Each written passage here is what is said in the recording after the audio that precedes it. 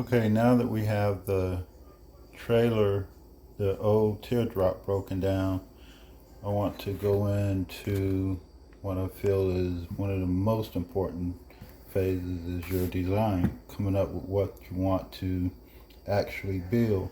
Now, this one here is going to be different. This is going to be project, we'll call this one Blue Goose. And that's the name she wants to call the trailer. There's a story behind that.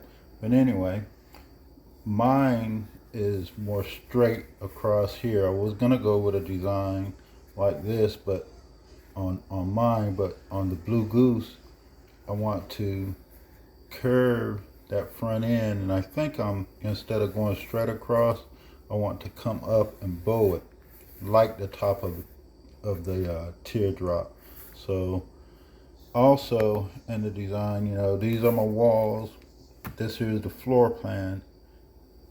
This will be switched around, and I'm thinking about putting the two parts here, the side wall together. The rear 4x4 section 7x8 will be on this port, and then the front I'm gonna just make it's gonna be here. These here are just little marks where to give me an idea of where I want to cut my joints. I wasn't sure if I wanted to use joints, but being that I'm working with this material, I think I will go ahead and use joints. But I'm gonna take and use this part. The front part is gonna be separate. These two walls and the back wall. This is just to give me an idea of what I'm gonna be working with. This here is the floor plan where this is my floor plan.